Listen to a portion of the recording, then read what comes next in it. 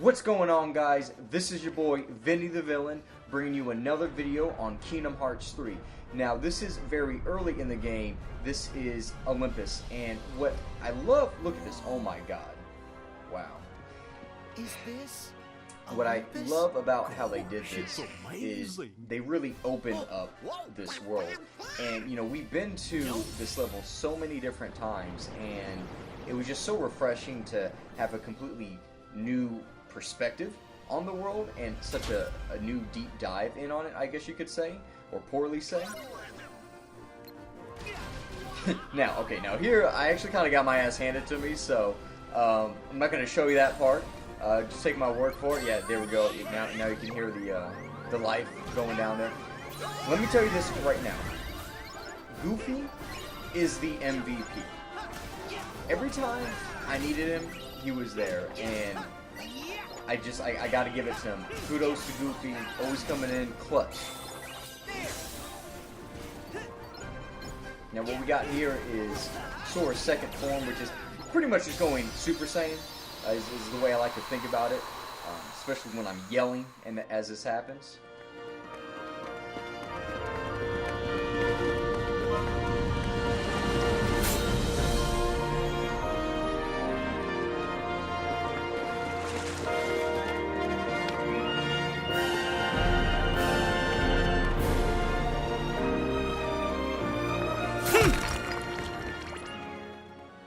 Something I also really enjoyed about how they did this is the sense of scale as far as the journey is concerned. It really felt like an epic way to really open the game. Almost God of War-esque. And I'm not just saying that because we're fighting, you know, in the Greek world, obviously, like Kratos did in the original series, but really, like I said, that sense of scale. Later on here in the clip, you'll see the Titan fight that's going on. And oh, I love this. It's probably one of my favorite. I forget what these are called, but you know, one of these special moves that you hear, where it mimics the Disney rights. It's probably one of my favorite. Now, let me just say this for the record, because you'll see I'm kind of wiping through everybody here.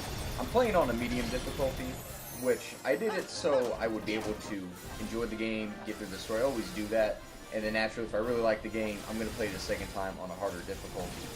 I will be honest, though, I kind of regret doing that with this game, because, I don't know, it's just a bit too easy on medium.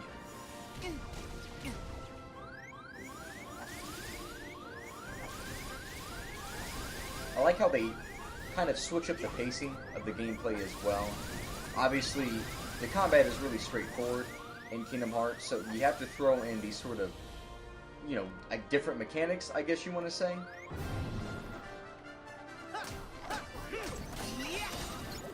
Something else I really think they did well, from my experience with the third one so far, is the variety of enemies.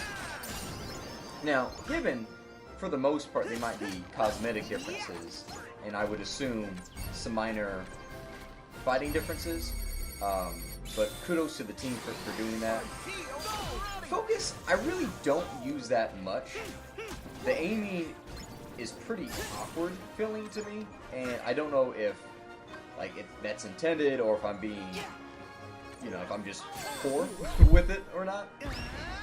Once again, Goofy coming in clutch. Favorite move. It's my favorite move. Just launching Goofy into a crowd of enemies is like the best thing to do. Now, what we're coming up here, this is really what I would say is like the first true boss fight of the game. When I get out of it. No. Happy they involved the other gods. I can't recall them actually showing any other god outside of Hades. And clearly the involvement of the other gods are going to be, you know, just really just cameos. But it's good that they involve them to some extent, because when you play other Kingdom Hearts games, you know, the world tends to be, you know, quite empty, save for like, you know, the main people. And it's just nice to kind of have the universe feel a little bit more full. Now, hands down, getting a God of War feeling here with the sense of scale. And this was kind of an odd boss fight. At first, I struggled, admittingly enough, to kind of figure out like how I'm supposed to go about attacking them. You know, I'm a bit slow with figuring these things out. But what makes a good boss fight isn't just, oh, well, was it hard or not, but there are a lot of different things going on. When you have a boss fight of this scale, see, look, I'm hitting the foot. I had no idea what the fuck to do. I'm like, okay, well, there's attack their feet. It took me a good minute here to figure out to run up on that mountain there, go figure.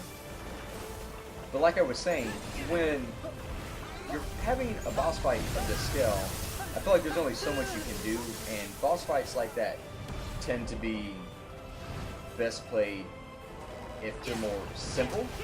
So take, for example, the boss fight in the new God of War game when you're fighting the dragon.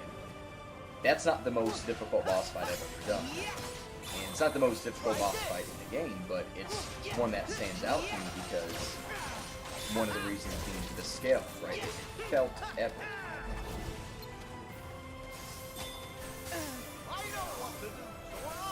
The music was great, by the way. The music, once again, really added to that sense of epicness. Goofy coming in clutch. You know what? It would be a fantastic drinking game to just, whenever Goofy comes in clutch, take a shot. Now, he didn't come in so clutch here. Bad call. You know, Goofy tends to be good with the audibles, but didn't go so well there. The Iceman's already down. We really need to focus on the fire guy here.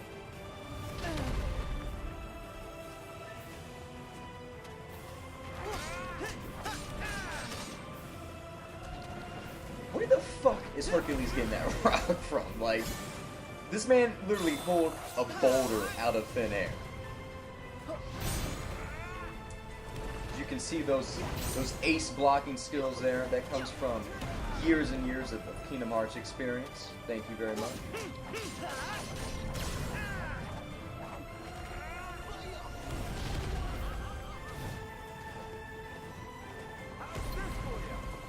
I want to talk a little bit more about what makes a good boss fight a good boss fight. Because like I said, it isn't necessarily just the difficulty of that boss fight.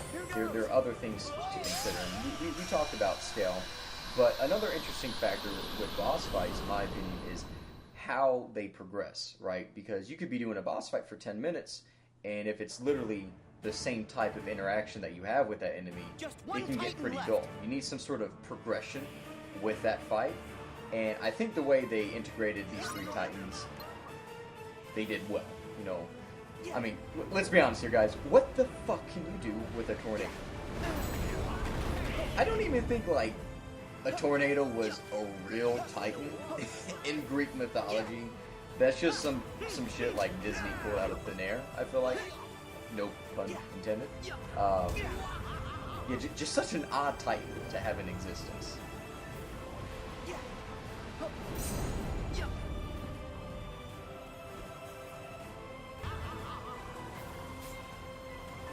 Here we go with the switch up, like I said.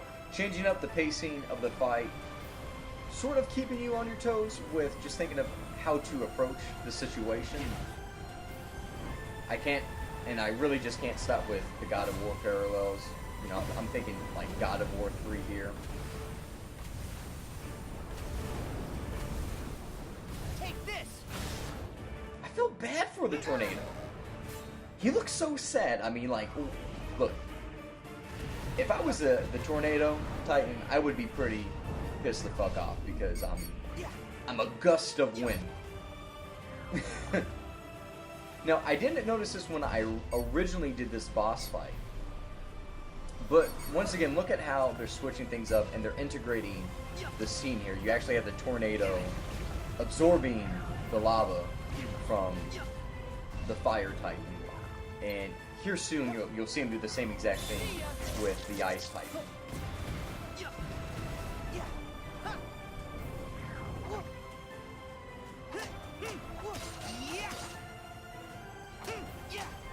Look how sad he is. Jeez.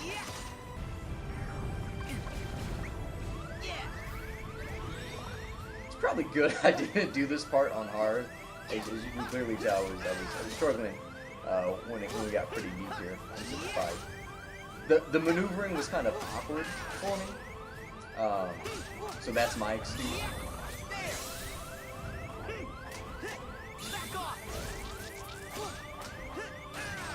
Yep.